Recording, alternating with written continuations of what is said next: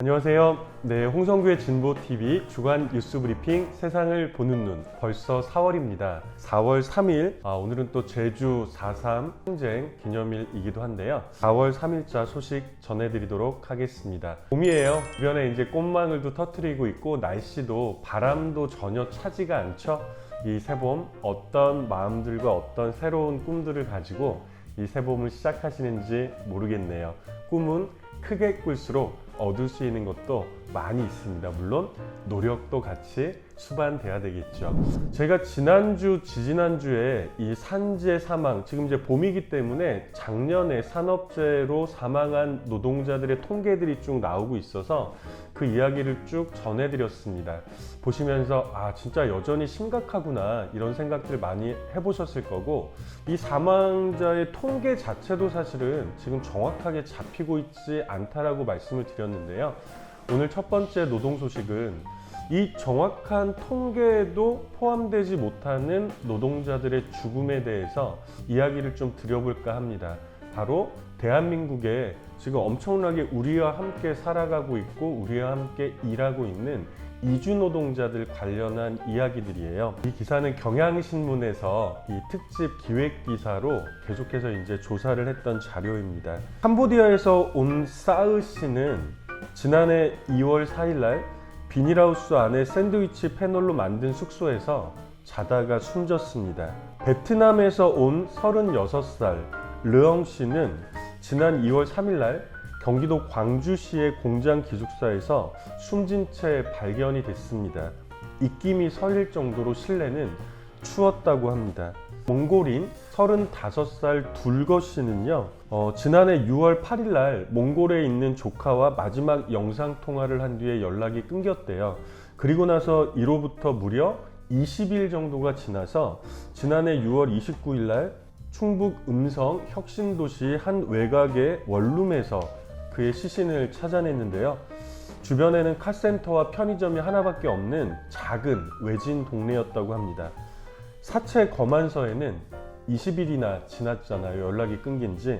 부패 상태 있음, 구더기 활동 있음이라고 쓰여 있었다고 합니다. 이렇게 이주 노동자들, 특히나 미등록 이주 노동자들의 죽음은 발견도 더딘 경우가 많아요.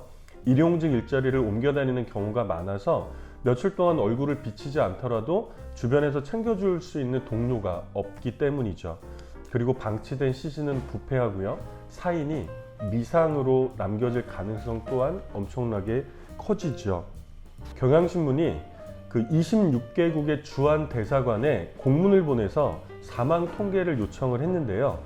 우리나라의 이주 노동자로 들어오고 있는 이 나라들 26개국 대상으로 자료가 있습니까? 라고 이제 물어봤는데 그 중에 4개국만 답변을 보냈대요. 나머지 대사관들에서는 개인정보이기 때문에 밝히기가 어렵다. 본국 외교부의 승인을 받지 못했다라고 해서 응하지 않았다고 하는데요.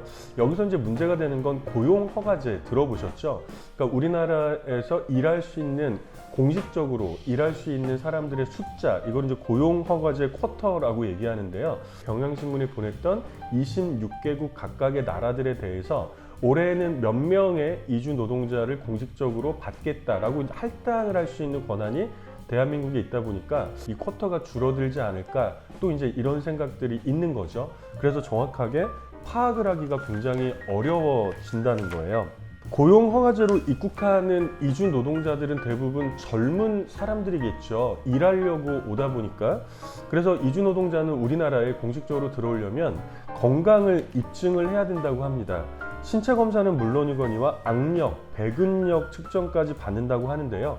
평균적인 나이는 2020년 기준으로 했을 때 27.8세, 그러니까 27, 28, 여기가 평균적인 나이라고 합니다. 당연히 이제 가장 건강하고 튼튼한 나이이겠죠. 근데 이제 문제는 들어와서 일을 하면서 몸이 서서히 망가진다는 거죠. 이것에 대해서 이제 학술적으로는 슬로우 데스라는 용어가 있어요. 슬로우는 천천히, 데스는 죽음이잖아요. 미국의 의료 인류학자인 세스 홈스라는 분은요, 이 이주 노동자들의 건강 악화를 슬로우 데스라고 정의를 했다고 합니다. 최근에 5년간 2017년부터 2021년까지 한국에서 숨진 태국 국적의 이주민 무려 535명이라고 하네요. 이 숫자 자체가 일단 어마어마하죠. 지난 5년 동안 우리나라에서 숨진 태국에서 왔던, 태국이라는 한 나라에서 왔던 이주 노동자의 사망자 수가 535명인데요. 이 중에서 4인 미상, 왜 죽었는지 모른다 라고 했던 게 213명이에요. 약 40% 정도를 4인 미상이라고 확인을 했다는 거죠. 아까 얘기했던 슬로우 데스라는 이 용어가 기억이 좀 날 수밖에 없습니다. 그리고 베트남 대사관에서는 2020년, 2021년 이 2년 동안 한국에서 취업 비자를 받은 베트남인 사망자 중에 3분의 1을 돌연사로 집계를 했다고 합니다. 올해 1월 동안 숨졌던 필리핀 국적의 이주 노동자가 모두 5명인데요.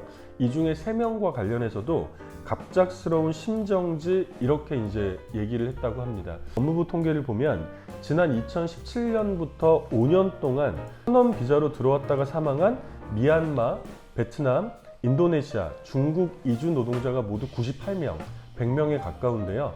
이 중에 62명, 무려 63%가 넘는 비율이 4인 미상, 그러니까 왜 죽었는지 모른다라고 했다는 거예요. 경찰청에서도 지난 2017년부터 2020년 동안 외국인 변사 통계라는 게 있는데 이 중에서도 전체 2259명, 엄청나죠?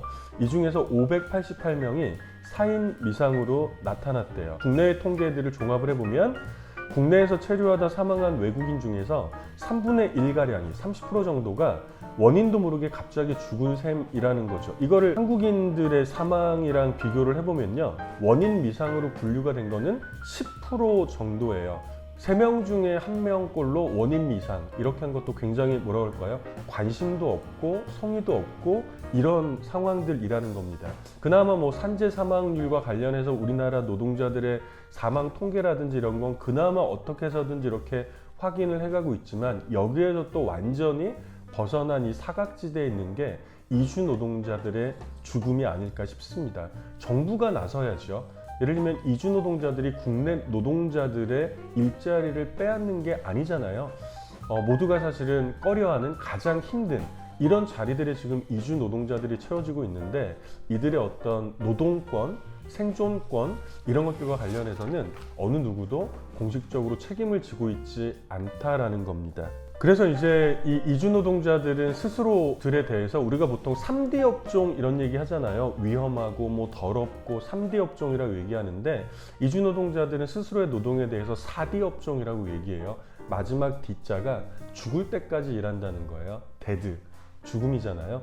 그래서 4D 업종이라고 스스로 이야기를 하고 있습니다. 한국 사람들, 국내에 있는 국내 노동자들의, 한국인 노동자들의 노동권뿐만이 아니라 이 한국 사회에서 함께 살아가고 있는 이주 노동자들의 노동권, 생존권도 당연히, 예를 들면 어떤 것이 더 중요하고 어떤 것이 덜 중요하고 이런 문제는 아니겠죠. 우리나라의 관심이, 그리고 고민들이 이런 노동권의 확장과 관련해서도 지금보다 훨씬 더 치열해져야 되지 않을까 싶습니다. 지난 31일 날 정의당의 여영국 대표가 국회에서 열린 당 대표단 회의에서 지방선거에서 제3의 정치연대를 본격적으로 추진하겠다라는 입장을 밝혔습니다. 최근에 이제 정치개혁, 제도 개선 문제가 또 초미의 관심사잖아요. 정계에서는. 이것과 동시에 대선에서 이루어내지 못했던 어떤 진보적인 이 연대들, 이것을 이제 정의당에서는 불기차라고 얘기해요. 불은 불평등 타파, 기는 기후위기 극복, 그리고 차는 차별철폐. 그래서 사실은 지금 진보적인 영역에서 고민을 해야 될, 제기해야 될 이런 의제들 관련해서 불기차라는 이야기를 하고 있는데, 지난 대선에서는 이 불기차 정치연대를 이뤄내지 못했는데, 이번 6월 1일 지방선거에서는 다당제 민주주의 정치, 그리고 제3 정치연대를 본격 추진하겠다라고 이제 입장을 밝혔던 것이죠.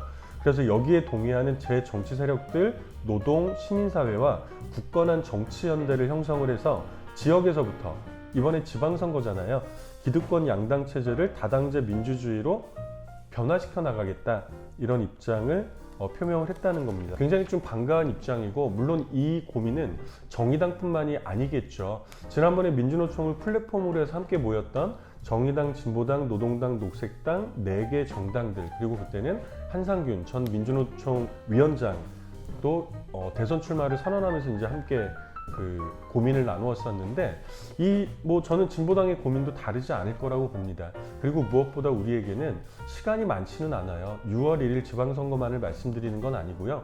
지난번 대선이 이 진보 진영의 연대와 단결에 대해서 너무나도 중요한 첫 발을 떼었다면 이번 지방선거를 거쳐서 저는 사실은 본격적인 계기가 돼야 될 시점은 지금부터 2년 후에 있을 국회의원 선거가 아닐까 싶습니다.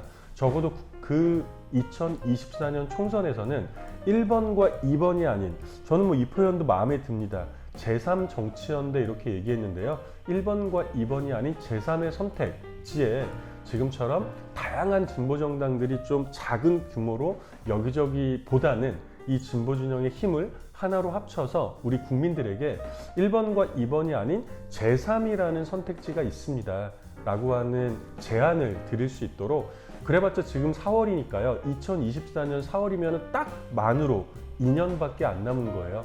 이 2년이라는 시간 동안 우리가 정말 제진보 진영들이 민주노총과 함께, 그리고 전농과 여성계, 청년 등등 대한민국의 시민사회 단체들과 함께 머리를 맞대야 되지 않을까. 그래서 꼭 훌륭한 성과물들을 우리 국민들에게 제시해 볼 수 있어야 되지 않을까, 이런 고민이 듭니다.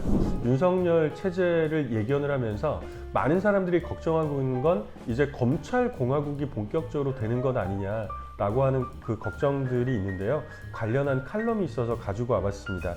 한겨레의 법조팀장인 김경욱 기자가 썼던 칼럼입니다. 현재 윤석열 당선자가 취임도 하기 전에 검찰의 움직임이 예사롭지 않다는 거죠. 원래대로 보면 이제 새 정부가 들어서고 나서 검찰 쪽 인사가 좀 다시 마무리가 되고 준비 기간을 거쳐서 이 수사들을 본격화하는 것이 지금까지의 어떤 이런 흐름이었다고 한다면, 그러니까 새 정권이 출발도 하지 않았는데 때 아닌 대형 사건 수사의 속도를 내고 있다고 합니다. 특히나 이 수사의 칼날이 벌써부터 문재인 정부를 향한다는 점에서 윤석열 당선자와의 코드 맞추기 아니냐, 이런 어떤 의심도 할 수 있는 거라고 봅니다. 일단 서울 동부지검에서는 지난 25일 날 산업통상자원부를 전격적으로 압수수색을 했고요. 지난 28일에도 산업부 산하의 공공기관 8곳을 대상으로 대대적인 압수수색에 들어갔습니다. 이른바 산업부 블랙리스트 의혹과 관련해서 수사가 들어갔던 건데, 핵심은 이 문재인 정권 출범 초기에 산업부가 탈원전 정책에 반대했던 이런 기관장의 사직을 압박했다는 의혹이었고요. 국민의힘 쪽의 국회의원들이 지난 2019년에 백운규 전 산업부 장관 등을 직권남용 혐의로 고소고발을 한 바가 있습니다. 문제는 이로부터 3년 2개월 동안 이렇게 서랍에 묵혀놨던 사건들을 지금 정권 2학기에 윤석열 당선자가 취임도 하기 전에 이제 수사가 본격적으로 들어가고 있다는 거죠. 그리고 최근에는 삼성 관련한 수사도 있었어요. 삼성전자와 삼성 웰스토리를 지난 28일, 29일 날 압수수색을 진행했는데, 이유는 이제 그 공정거래위원회에서는 이제 이 문제를 제기를 했었는데, 이게 대기업 일감 몰아주기, 자기 이 그룹 계열사 내에서 이 문제였거든요. 물론 당연히 수사가 필요한 문제겠죠. 근데 공정거래위원회에서 이 사건을 제기했던 게 지난해 6월이었어요. 역시 9달 동안 사건을 묵혀두었다가, 근데 이제 윤석열 당선자가 이 대선 운동을 하면서 뭐라 그랬었냐면, 대기업 일감 몰아주기에 대해서 강력한 법 집행을 해야 된다라는 이제 언급이 있었거든요. 여기에 맞춰서 지금 정권 교체기에 2학기에 검찰이 벌써부터 대대적으로 수사에 나오는 것 아니냐라는 의심을 충분히 할 수 있다는 거죠. 당연히 이제 앞으로가 더 큰 문제겠죠. 취임도 하기 전에 이렇게 당선자 앞에서 납작 엎드려서 심기를 살피면서 코드 맞추기에 검찰이 나서고 있다면, 취임한 이후에는 불보듯이 명약 관화한 것 아니겠습니까? 검찰의 어떤 정치적 중립성, 수사 공정성을 어떻게 좀 지켜낼 수 있겠냐, 이런 고민들이 들 수밖에 없습니다. 게다가 윤석열 당선자는 검찰총장 출신이죠. 역대 어느 정권보다도 검찰의 장악력이 대통령의 입장에서 클 수밖에 없습니다. 흔히 검찰 조직 관련해서는 검사 동일체, 그러니까 모든 검사가 한 몸이다, 이런 얘기를 하고 있는데, 이번 윤석열 체제에서는 대통령까지 포함해서 완전 동일체가 되는 건 아니냐, 이런 의심을 할 수밖에 없다는 겁니다. 그래서 이제 이 김경욱 기자는 다시 또 검찰의 시간이 오고 있다, 이렇게 이제 끝을 맺고 있는데요. 저는 당연히 우리 시민들의 그 힘들이 중요하다고 생각을 합니다. 당연히 수사를 해야 될 지점들은 수사를 해야 되겠죠. 그러나 이것이 정치적 중립성이나 공정성 이런 것들에서 탈피된 권력의 입맛대로 돌아가는, 그리고 이건 당연히 정적을 제거하는 수사로 이어질 가능성이 농후하죠. 이런 부분들에 대해서 우리 국민들의, 우리 시민들의 연대와 고민이 필요하지 않을까 싶습니다. 남양유업에서 56살은 대체 몇 살인가? 이게 무슨 말이야? 우리나라에선 나이 세기가 너무 어렵다. 그래서 아마 예전에 이 사회면 소식에서 나이에 대한 이야기도 들려드린 적이 있는 것 같아요. 근데 이게 법적으로도 문제가 되었다는 소식이에요. 일단 사건을 보면 이 남양유업 내에서 노동조합이랑 2014년에 이어서 지난 2016년도에 단체 협약을 맺은 거예요. 근데 이 단체 협약을 통해서 정년을 만 60세로 연장하고 임금 피크제로 연장하기로 합의를 했대요. 근데 합의문에 들어갔던 말이 어떻게 되냐면, 조합원의 근무 정년은 만 60살로 하며 56세부터는 임금 피크제를 적용한다, 이렇게 되어 있었는데, 문제는 앞에 60세는 만자를 붙였잖아요. 그래서 논란이 아닌 건데 56세부터는, 이 56세 앞에는 아무 말이 안 붙은 거예요. 당연히 노조 입장에서는 이 임금 피크제라는 건 임금이 다시 꺾이는 거잖아요. 이거를 최대한 늦춰보고 싶겠죠. 그래서 이 56세는 만 56세다, 이렇게 이제 노조에서는 주장을 했던 거고요. 회사 입장에서는 1년이라도 더 빨리 임금을 깎는 게 당연히 유리하기 때문에, 아니다, 이 56세는 앞에 만자가 없지 않냐, 그래서 우리나라 나이로 56세를 말한 거기 때문에 만 55세부터다 라고 해서 논쟁이 붙었죠. 문제는요, 이게 대법원 판결까지 갔기 때문에 뉴스에 났던 건데요. 중간중간에 판결이 계속 번복이 된 거예요. 그래서 2019년, 3년 전에 충남지방노동위원회 해석을 요청했는데, 여기에서는 회사의 입장을 지지했습니다. 만 55세가 타당하다. 그래서 이제 이에 반발한 노조가 중앙노동위원회에 다시 제기를 했더니, 중노위에서는 만 56세가 타당하다, 이렇게 해석을 해야 된다라고 이제 나와가지고, 이번에는 회사에서 단체협약 해석 재심 판정 취소 소송을 냈던 거예요. 소송을 냈으니까 이제 재판부에서 판단을 하겠죠. 여기서도 1심에서는 회사 쪽 주장을 받아들였어요. 만 55세로 해석해야 된다. 근데 2심에서는 또 노조 쪽 주장을 받아들였어요. 만 56세라고 해석해야 된다. 이게 대법원에 가서 이번에 다시 회사 쪽 입장에 확인을 해준 겁니다. 만 55세가 맞다. 이 씁쓸한 코미디 같은 일이 아닐까 싶은데, 단체협약이라든지 공문서에서 정확히 나이를 표시하는 것도 중요하겠지만, 저는 이 기회에 우리나라 사람들도 계산하기 어렵다는 K 나이, 한국의 이 다양한 나이 계산에 대해서 국가 권력이나 이 행정에서부터 하나로 좀 통일을 시켜야 되지 않을까? 이런 고민이 들어서 이 소식을 좀 가지고 왔습니다. 제목이 이제 경향신문에서 단독자를 붙여서 나왔던 소식이에요. 얼마 전에 이제 북한의 ICBM 발사 등등 해가지고 논란이 좀 있었는데요. 관련해서 당시 상황에서 미국에서 우리나라가 요청한 대북 맞대응 훈련을 거절했다는 소식이에요. 그리고 이게 윤석열 당선자에게 보낸 메시지다 라고 하는 소식인데, 무슨 내용인지 좀 살펴보겠습니다. 지난 24일 날 북에서 신형 ICBM, 북은 화성 17형이라고 주장을 했는데요. 이 ICBM을 발사하고 나서 한국군에서는 맞대응을 했죠. 그래서 일단은 이날 당일날 지상, 해상, 공중 합동 타격 훈련으로 맞대응을 했고요. 그리고 다음 날인 25일에는 서우 국방장관의 현장 지휘로 엘리펀트 워크 훈련이라는 걸 했대요. 문제는 이 두 맞대응 훈련이 한국군 단독으로 진행이 됐다는 겁니다. 5년 전인 2017년에 이때도 이제 북한에서 화성 12형 ICBM 발사가 있었는데, 이때는 한미가 같이 연합 타격 훈련을 실시했었거든요. 그래서 이 이유가 뭐냐라고 하는 걸 좀 살펴봤더니, 지난 28일에 합참에 있는 관계자가 한국 측에서는 당초 계획대로 주한미군 측의 맞대응 실사격을 합동으로 하자고 요청을 했는데, 주한미군 사령관이 이 펜타곤, 미 국방부의 지시로 이를 거절한 것으로 알고 있다 라는 얘기가 나왔어요. 그럼 미국은 이것을 왜 거절했을까? 미국은 윤석열 대선 후보 시절에도 이 안보 정책과 관련해서 윤석열 후보의 주장을 일부 받아들이지 않았다는 겁니다. 미 의회 조사국이 뭐라고 얘기했냐면 당연히 뭐 윤석열 체제 이후에 미국과의 공조는 더 강하게 진행이 되겠지만 윤석열이 이야기했던 한국의 선제 타격 주장은 미국과는 입장이 다르다라고 이제 선을 그었고요. 또 이제 보고서 내에서는 미국은 과거에도 남북에서 군사 충돌이 있으면 종종 한국의 군사 대응은 자제하라고 압력을 가했는데 이것은 윤석열 당선자의 공약과 상충할 수도 있다라고 덧붙였다고 합니다.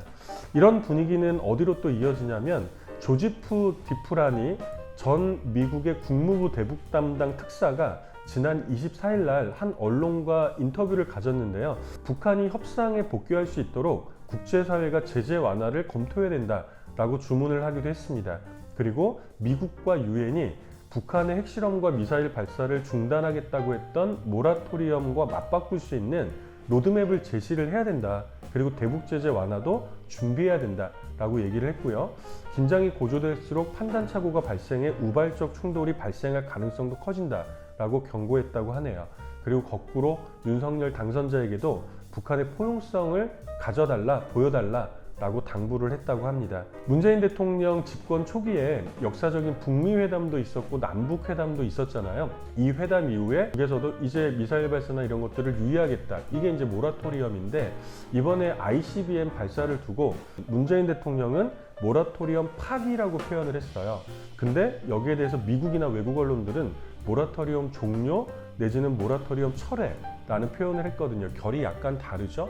파기 그러면 이쪽에서 깼다라는 거잖아요. 모라토리엄을 북의 책임을 좀 더 묻는 용어라고 한다면 모라토리엄 종료, 철회 이 얘기는 그때 당시에 서로 합의했던 내용들과 관련해서 이 합의들이 지켜지지 않는 상황에서 북에서 종료를 한 거다라고 이제 읽혀질 수 있죠. 조금은 더 중립적인 입장이라고 할 수 있겠죠. 이런 이제 흐름들 속에서 우리는 지금 말씀드렸던 한반도 상황뿐만이 아니라 국제 정세나 이런 부분이랑 연관지어서 좀 살펴볼 수 있을 것 같아요. 이번에 북의 ICBM 발사에 대해서도 당연히 유엔 안보리가 열려서 제재와 관련한 논의가 됐었는데요. 지난 25일 날 유엔 안전보장이사회가 열렸는데 아무런 결론을 내놓지 못했어요. 안보리에는 5개 나라가 거부권을 행사할 수 있잖아요. 중국과 러시아가 반대했기 때문이죠. 아니 예전에도 북한 편드는 중국과 러시아는 반대하지 않았어? 가 아니고요. 아까도 말씀드렸던 5년 전 2017년도에 북의 ICBM 발사 당시에는 안보리는 대북 제재를 만장일치로 채택을 한 바가 있습니다. 그런데 이번에 중국은 뭐라고 얘기했냐면 미국이 연합 군사훈련 중단 약속을 지키지 않았다라고 하면서 미국의 책임을 추궁하기도 했죠. 즉 약속을 어긴 건 북한이 아니라 미국이라는 의미였습니다. 이렇듯 이제 국제 정세가 크게 바뀌고 있는 건 뭐냐면 이제 신냉전 체제 이런 표현도 쓸 수 있을 것 같아요. 우리나라의 지정학적 위치가 이 나라들에 다 둘러싸여 있잖아요. 러시아하고도 국경을 맞대고 있고 중국하고도 국경을 맞대고 있고 그리고 일본이 있고 또 미국은 태평양 건너에 있지만 이 태평양 건너에 있는 미국은 뭐 이 한미동맹 때문에 우리나라의 주한미군을 상주시키고 있고 이렇게 사실은 우리나라는 굉장히 좀 이 지정학적으로 이 사이에 끼어 있는데 탈냉전 시대가 되면서 중국과도 국교를 맺고 러시아하고도 국교를 맺고 이 경제적인 협력들을 높여갔단 말이에요. 근데 이게 다시 신냉전 체제로 들어가게 되면 여러 가지 지점에서 삐걱거릴 수밖에 없겠죠. 이런 좀 다양한 고민들을 포괄하면서 이 국제 정세 속에서 그리고 한반도 정세 속에서 우리가 어떤 선택과 어떤 고민을 해야 될까 이런 게 어느 때보다 좀 중요해진 때가 아닌가 싶습니다. 윤석열 당선자가 후보 시절에 얘기했던 것처럼 뭐 선제 타격이니 뭐 압박이니 내지는 한미동맹 강화만을 외치는 이런 모양새로는 사실은 이 새롭게 변화하고 있는 국제정세에 현명하고 지혜롭게 대응하기가 어렵겠지요. 이런 고민들을 좀 만들어 나가야 될 시기가 아닌가 싶습니다. 그래서 이 기사를 소개를 좀 드렸고요. 오늘도 이렇게 5가지 소식 다양하게 전해드렸습니다. 바야흐로 새봄입니다. 저도 좀 약간 화사한 느낌이 나지 않아요? 네, 이번에 이 봄맞이 방송을 위해서 제가 특별히 오늘 입고 나왔는데요. 이 새봄 우리 모두에게 따뜻하고 풍성한 봄이 되었으면 좋겠습니다. 그리고 봄은 한 해의 출발이기도 하잖아요. 올 한 해 우리 모두가 가을과 겨울까지 가면서 풍성한 결실을, 소중한 결실을 맺을 수 있도록 그런 아름찬 포부들을 키워나가는 봄이기도 했으면 좋겠습니다. 다음 주에 다시 뵙겠습니다. 고맙습니다.